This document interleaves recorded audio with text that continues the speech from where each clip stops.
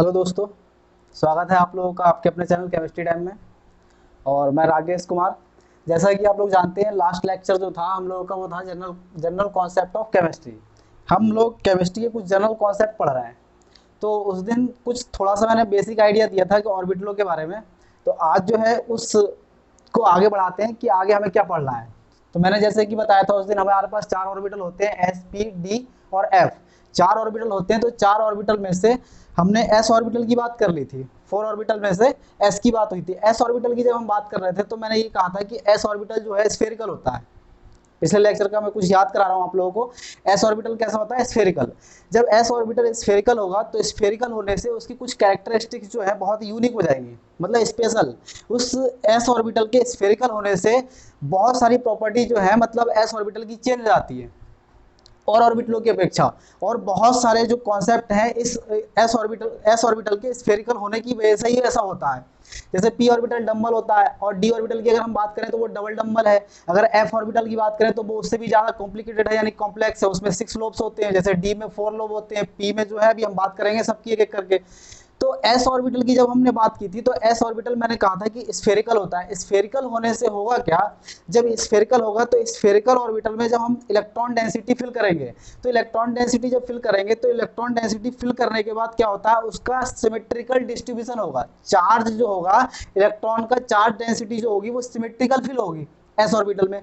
जब S orbital में symmetrical fill होगा तो उसकी वजह से होगा क्या, जब न्यूक्लियस, जब एस ऑर्बिटल स्फेरिकल है तो न्यूक्लियस जो है एस ऑर्बिटल के अंदर जब हम इलेक्ट्रॉन फिल करेंगे तो न्यूक्लियस उसको बहुत ज़्यादा अट्रैक्ट करेगा। एस ऑर्बिटल में जो इलेक्ट्रॉन प्रेजेंट होंगे उसको बहुत ज़्यादा हर साइड से इक्वल अट्रैक्ट करेगा और अट्रैक्शन जो होगा बहुत ज़्यादा होगा क्योंकि सिमेट्रिकल चार्ज डिस्ट्रीब्यूशन है।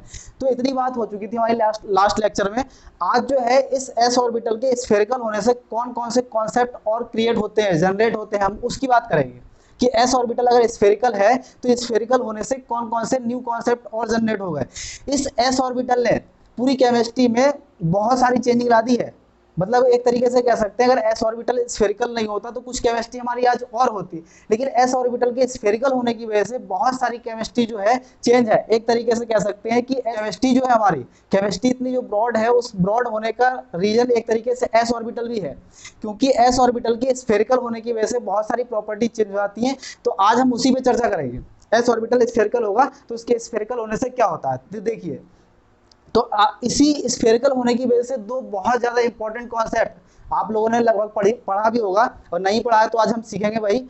एक आपने सुना होगा पेनिट्रेशन और सील्डिंग। पेनिट्रेशन और सील्डिंग जो है ये केमिस्ट्री के वो दो कॉन्सेप्ट हैं जिनके बिना केमिस्ट्री की कहानी मतलब एक्सप्लेन नहीं की जा सकती है। ये दो कॉन्सेप्ट ऐसे कॉन्सेप्ट है जैसे हर जगह इनको अप्लाई किया जाता है, हर जगह अधिकतर जगह जो है ये अप्लाई हो जाते हैं। इनऑर्गेनिक हो, ऑर्गेनिक हो या फिजिकल हो, कहीं भी हो, लेकिन ये दो कॉन्सेप्ट जो है बहुत ज्यादा इंपॉर्टेंट है। तो हम पेनिट्रेशन और सील्डिंग की बात करेंगे। तो पेनिट्रेशन की अगर ये दो कॉन्सेप्ट जो है बहुत ज्यादा इंपॉर्टेंट है, पेनिट्रेशन, पेनिट्रेशन एंड सील्डिंग क्या होता है अभी हम सीखेंगे। पेनिट्रेशन और सील्डिंग, तो क्या है पेनिट्रेशन और सील्डिंग क्या है, ठीक है, इन दोनों की चर्चा होगी आज।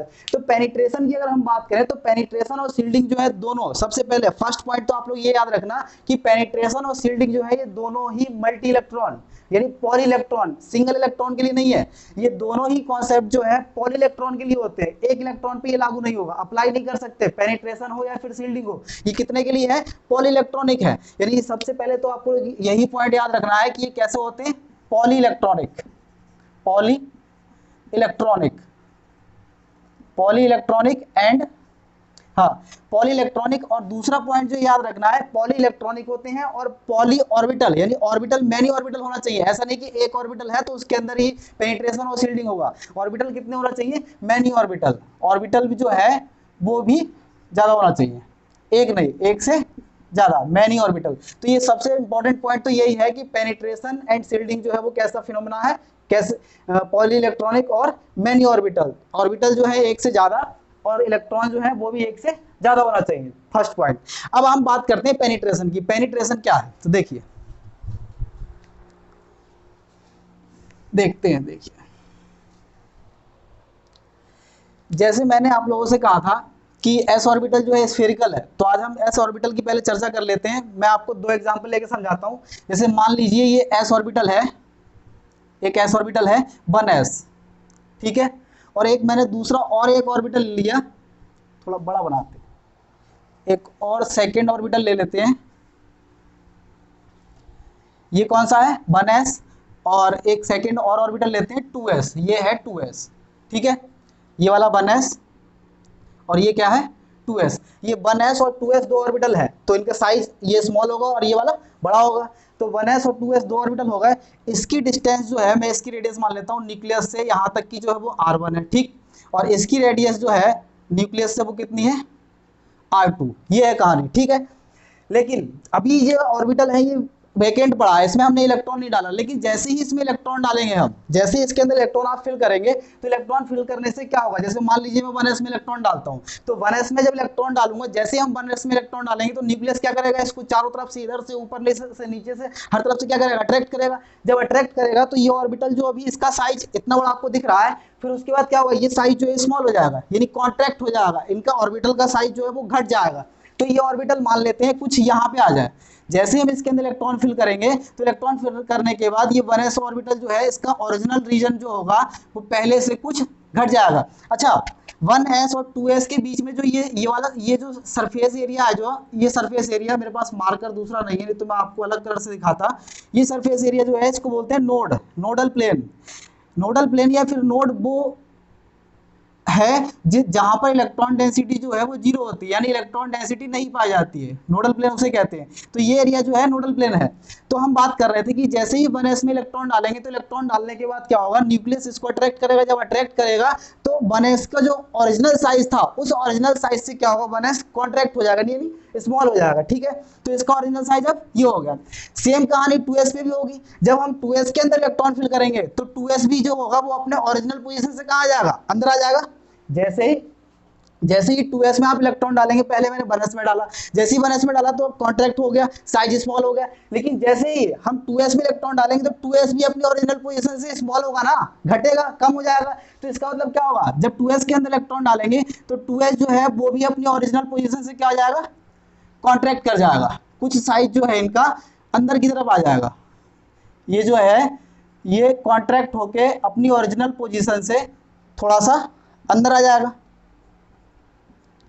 वो बात अलग है कि 2s पे अट्रैक्शन कम लगेगा तो थोड़ा कम आए, लेकिन अट्रैक्शन तो होगा उस पे भी। तो ये अपनी ओरिजिनल पोजीशन से क्या हो जाएगा, कुछ अंदर आएगा इस तरीके से। तो देखिए हुआ क्या, 1s भी अपने ओरिजिनल पोजीशन से अंदर और 2s भी अपनी ओरिजिनल पोजीशन से अंदर। लेकिन यहाँ पर एक इंपॉर्टेंट बात हुई है, आप लोग अगर ध्यान दें, मैं आपसे एक क्वेश्चन पूछता हूँ। देखिए, अगर अब हम इसकी बात करें, ये वाला एरिया जिसको मैं डार्क कर रहा हूँ, ये एरिया देखिए, अभी लॉकडाउन चल रहा है इसलिए दूसरा मार्कर नहीं है, इसी मार्कर से हम काम चलाते हैं क्योंकि शॉप खुल नहीं रही है। अगर मैं आपसे पूछूं कि ये वाला एरिया जो है, जिस एरिया को मैंने थोड़ा सा अलग कर दिया है, ये वाला एरिया पहले किसका था, ये वाला एरिया जो है ये पहले किसका था, अब ये इसके ऊपर जो है, इसके ऊपर ये वाला एरिया किसका था पहले, 1s का। अब ये एरिया किसका है, 2s का। क्यों, क्योंकि 1s तो अंदर पहुंच चुका है, तो बाहर वाला एरिया किसका हो गया, 2s का। तो देखिए 2s यानी जहां पर पहले क्या था, 2s था, सॉरी 1s था, 1s की जगह पे कौन आ गया, 2s। यानी 1s के ऑर्बिटल में 1s का जो रीजन था, 1s के रीजन में अब कौन सा ऑर्बिटल आ चुका है, 2s। यानी इसी को फिर से समझिए आप, मैंने क्या कहा, 1s पहले ये पोजीशन थी, लेकिन जैसे ही हमने इलेक्ट्रॉन डाला, इलेक्ट्रॉन डालने के बाद इसकी ओरिजिनल पोजीशन जो है वो पहले से कम हो गई, तो स्मॉल हो गया। सेम कहानी 2s के साथ भी होगी। तो 2s ने क्या किया, 2s जो एरिया पहले 1s का था, वो एरिया अब किसका हो गया, 2s का। इसका मतलब ये हुआ कि आउटर ऑर्बिटल, ये 1s इनर ऑर्बिटल है और 2s कौन सा है, आउटर ऑर्बिटल। जब आउटर ऑर्बिटल इनर ऑर्बिटल के रीजन में कब्जा कर लेता है, पेनिट्रेशन, पेनिट्रेट का मतलब क्या होता है, घुसना, यानी पेनिट्रेट करना। तो इसका मतलब क्या हुआ, 2s ने 1s के रीजन में कब्जा कर लिया, यानी अतिक्रमण कर लिया। तो जब आउटर ऑर्बिटल इनर ऑर्बिटल के ऊपर कब्जा कर ले, उसके अंदर घुस जाए, तो इसी को हम क्या कहते हैं, पेनिट्रेशन। यही जो फिनोमेना है, इसी को क्या कहा जाता है, पेनिट्रेशन कहा जाता है।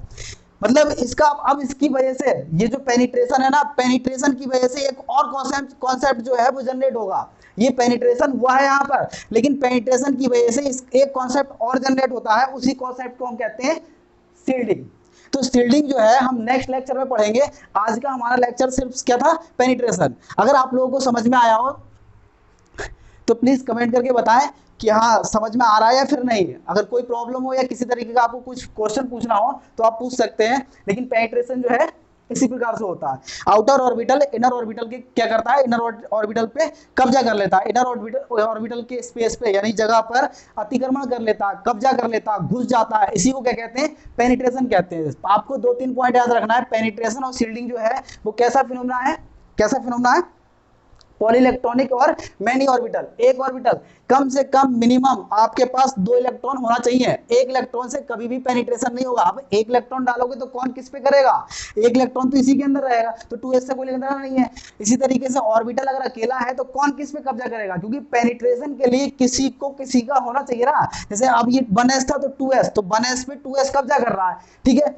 अगर आप लोग हमारे चैनल पर न्यू है तो प्लीज वीडियो को लाइक कीजिए और शेयर और सब्सक्राइब जरूर कीजिए अपने दोस्तों के साथ, ताकि इसी तरीके से हम और वीडियो ज़्यादा से ज़्यादा बना सकें। क्योंकि आप लोग जितना शेयर करेंगे और जितना सपोर्ट करेंगे तो उतना ही हमारे लिए मतलब मोटिवेशनल होगा, मोटिवेशन मिलेगा इससे। तो प्लीज़ आप लोग सपोर्ट करें। मैं इसी तरीके के और भी कुछ कॉन्सेप्ट मतलब लेके आऊँगा। लेकिन नेक्स्ट लेक्चर जो होगा हमारा वो क्या होगा, शील्डिंग। हम शील्डिंग पढ़ेंगे नेक्स्ट लेक्चर में, हम शील्डिंग पढ़ने जा रहे हैं। ठीक, थैंक यू, धन्यवाद।